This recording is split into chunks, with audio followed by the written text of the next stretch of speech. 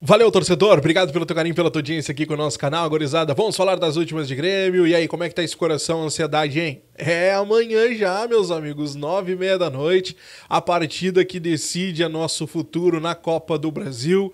O Grêmio recebe o Corinthians lá no Couto Pereira. A gente vai falar sobre tudo isso a partir de agora. Já vai te inscrevendo no canal, já vai deixando o teu like, porque nós vamos falar muito dessa partida nesse vídeo, porque tem coisas preocupantes, questões polêmicas e tem a questão do jogo que nós vamos começar falando a partir de agora.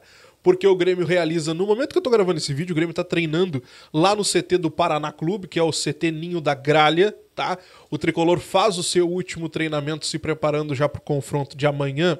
E um ponto importante que eu trago para os senhores é o seguinte: a possibilidade de Diego Costa sair como titular neste confronto. Sim, ela é mínima, ela é muito pequena, mas ela existe. Ela existe. Quem trouxe essa informação foi o colega Diogo Rossi hoje pela manhã.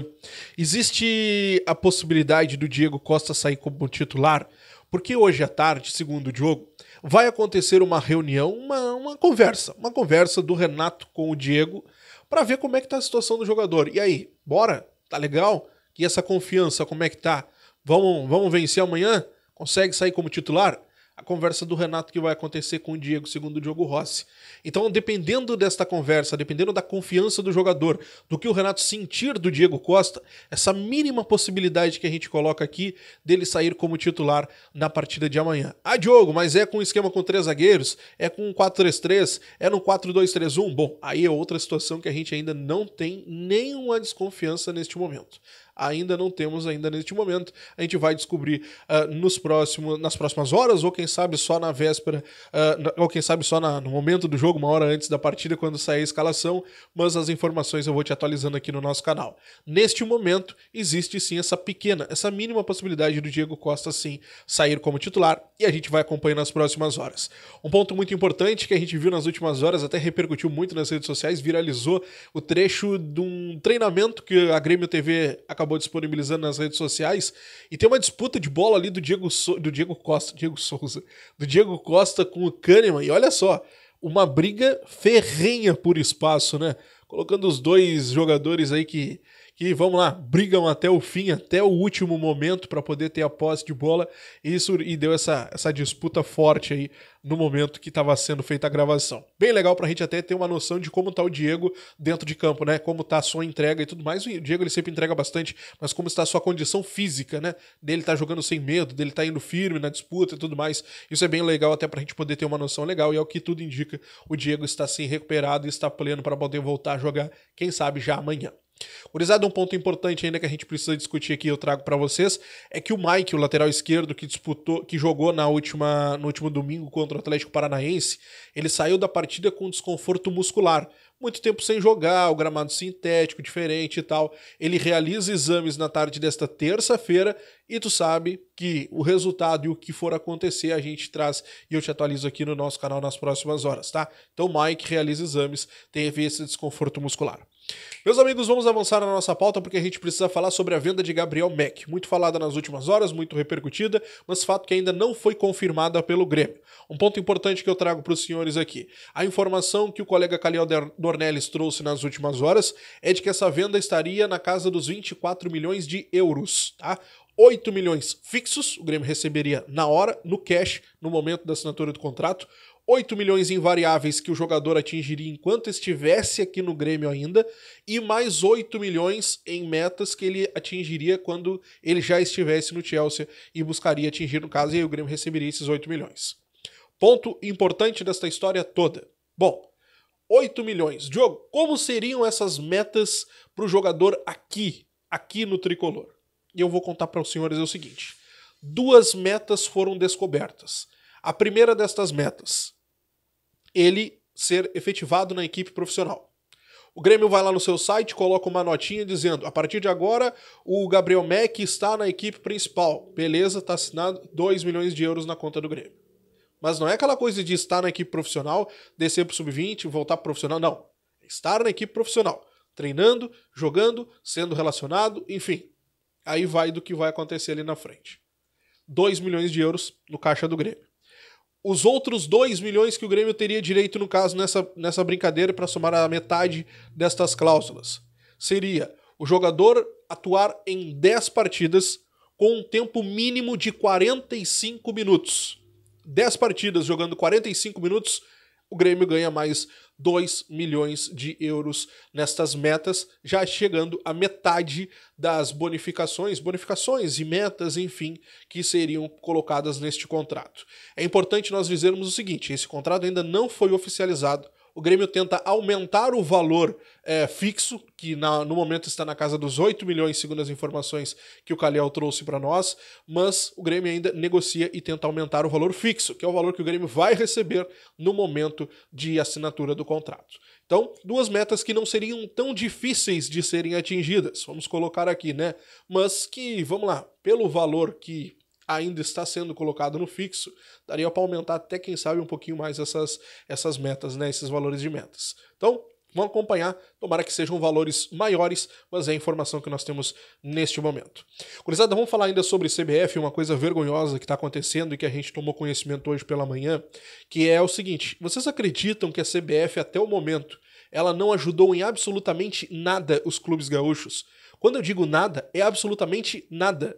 Naquele conselho técnico que aconteceu lá no final do mês de maio, a CBF se propôs a ajudar com custos, na época o Inter e o Grêmio principalmente, que estavam sem os seus estádios, o Inter sem o seu CT, o Grêmio sem a arena até hoje, o Grêmio na época ainda estava sem o CT Luiz Carvalho, e eles se comprometeram, não, vamos conversar, mandem a conta, vamos conversar, vamos ver o que a gente pode fazer. Até o momento isso não aconteceu. Até o momento eles não ajudaram em nada, nada, nada, nada, nada. Muito pelo contrário, a informação do colega Eduardo Gabardo é que eles não respondem o Grêmio. Eles não respondem aos questionamentos, não respondem os pedidos de ajuda, não dão retorno sobre essa situação. O Grêmio tem um custo estimado de 12 milhões de reais, com hotéis, voos fretados, aluguéis de estádio, tudo mais, 12 milhões de reais. Só para vocês terem uma noção, nessa estadia que o Grêmio está tendo lá em Curitiba, nesse momento que o Grêmio está lá em Curitiba, o Grêmio levou Renato, jogadores, claro, isso aqui não tem como tu tirar, Renato, jogadores. Aí então, auxiliares, preparadores físicos, fisiologistas, fisioterapeutas, massagistas, roupeiros, um médico, um assessor de imprensa, cinegrafistas, analistas de desempenho, nutricionistas, seguranças, motoristas, supervisores de logísticas, um social media, um fotógrafo e os dirigentes. Todo mundo está lá. Todo mundo está lá. Ah, Diogo, mas por que não levou menos pessoas? Mas, gente, a gente vai jogar lá 3 jogos em 3 competições diferentes. Nós vamos atuar lá por Copa do Brasil, por Libertadores e Campeonato Brasileiro. No caso, o Campeonato Brasileiro fora, né? Que é quando a gente vai atuar lá no Cuiabá. Lá contra o Cuiabá. Então, assim, uma parte fica aqui treinando pro jogo contra o Fluminense, a outra parte viaja. Então tem que ter gente aqui, tem que ter gente lá. Então, assim, é vergonhoso, é nojento. É assim, ó. Quando aconteceu tudo o que aconteceu, todo mundo foi amiguinho, todo mundo estendeu a mão, e não tô falando dos clubes, tá? A maioria dos clubes estendeu a mão, ajudou, fizeram campanhas e tudo mais, perfeito. A maioria dos clubes foram perfeitos, as empresas e tudo mais. Mas a CBF, ela fatura milhões, bilhões em cima dos clubes todos os anos, e não foi capaz de ajudar em absolutamente nada. E aqui eu não tô falando só referente ao Grêmio, tá? Posso falar inclusive referente ao rival. Por mais que o rival tenha feito o que fez, no caso em fechar as portas do estádio pro Grêmio, eu tô falando da situação humana, da situação, sabe, do que aconteceu. É triste, é nojento. Eles só pensam em dinheiro, só pensam neles. Se fosse no eixo Rio-São Paulo, eu duvido que isso estaria acontecendo. É no mínimo nojento. Eles fecham as portas e, segundo a informação do colega Eduardo Gabardo, eles simplesmente não respondem o Grêmio. E se não respondem o Grêmio, não devem responder o rival também, porque também teve prejuízos e talvez tenha sido até maior, porque perdeu toda a estrutura do CT. É nojento, é podre, podre. Essa é a CBF. Gente, olha só, eu quero avançar aqui para falar com vocês sobre o Natan Pescador. Talvez nem todo mundo tenha se ligado, mas vocês viram que o Natan fechou 7 partidas pelo Campeonato Brasileiro? Pois é, a gente pode trazer aqui que, por exemplo, o Natan, uma transferência para outra equipe no campeonato agora, aqui na Série A, isso não acontece. Não acontece. Pode acontecer? Pode, mas quem é que vai contratar o Natan para não jogar? Então, é praticamente impossível que o Natan se transfira para outra equipe aqui do Brasil. Ah, Diogo, mas ele pode ir para uma equipe de Série B. E ele vai querer? Muito difícil que isso aconteça. Então agora a venda do Natan ela ficou ainda mais difícil. Se chegar uma proposta do exterior, que o jogador goste também, que seja um valor benéfico para o Grêmio, bom, aí é outros 500. Mas que agora ficou bem mais difícil vender o Natan Pescador, ficou. Ganhou espaço nas últimas partidas, foi melhor do que ele mesmo, talvez até muito melhor do que ele mesmo, porque o que ele vinha desempenhando e apresentando era praticamente nada. Fica aquele ponto de asterisco do Natan, não é verdade? Mas que agora fica mais difícil a saída do jogador, com toda certeza fica. Para nós encerrarmos, meus amigos, eu preciso trazer para vocês aqui um ponto muito importante que vem repercutindo muito nas últimas horas, que é a questão da torcida do Corinthians estar comprando ingressos no setor gremista. Torcedores do Corinthians estão comprando ingressos no meio da torcida do Grêmio. A torcida do Corinthians teve disponíveis 2.000 ingressos, esgotou, e agora estaria comprando ingressos no meio da torcida do Grêmio. O Grêmio confirmou isso já, diz que é um número irrisório de torcedores do Corinthians que estão fazendo isso, mas estão fazendo e o risco está colocado. Bom, o que a gente traz de novidade nessa história toda?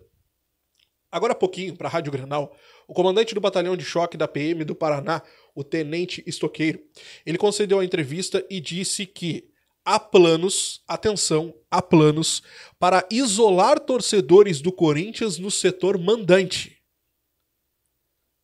Quem falou isso foi o comandante do batalhão de choque da Polícia do Paraná. Planos para isolar os torcedores do Corinthians no torcedor mandante. Quem é o torcedor mandante? O Grêmio. Torcedores do Corinthians isolados no cantinho no meio da torcida do Grêmio. Gente, isso aqui é um absurdo. Isso aqui é um absurdo. Imagina se a moda pega. Imagina se a moda pega. Pensa um Grenal no Beira-Rio, acaba os ingressos para a torcida do Grêmio, os torcedores do Grêmio vão lá, compram ingressos para a torcida do Inter, aí a Brigada Militar vai e isola os torcedores do Grêmio no meio da torcida do Inter. Vocês acham que isso vai dar certo? Isso aqui é um absurdo. É um absurdo. Segundo ele, existe ainda, né, a possibilidade de aumentarem a carga de ingressos para a torcida do Corinthians, porque o espaço era para 3.500 torcedores corintianos, mas venderam somente 2.000, deixando o espaço ali para 1.500. Então, chegarem a vender mais 1.500. Então, assim, tá tendo uma facilitação para a torcida do Corinthians aqui que eu vou te contar. Se fosse para a torcida do Grêmio ou qualquer outra equipe, isso que não aconteceria. Então, vamos ficar atento com o que tá acontecendo, tá? Um pouco dessa culpa aqui é do Grêmio também. Isso aqui é uma pedra cantada que eu dei lá atrás quando o Grêmio oficializou o Couto Pereira. Pra que levar esse jogo pro Paraná? Pra que levar pra próximo o torcedor do Corinthians? Por que não fazer aqui em Santa Catarina? Por que não fazer aqui no Rio Grande do Sul? Ah, tem a desculpa do centenário. Beleza, faz Santa Catarina. Agora, Paraná. Muito torcedor corintiano, próximo a São Paulo. Aconteceria em outro estádio? Claro que aconteceria. Mas bem menor a escala, né? Bem menor a escala. É um risco muito grande que está sendo colocado aqui. Abrindo uma brecha perigosa. Tomara que não aconteça nada grave. Tomara, Deus, de verdade. Te inscreve, deixa o like, ativa o sininho de notificações. Estou te plantando qualquer notícia aqui no canal. Grande abraço, até a próxima. Tchau.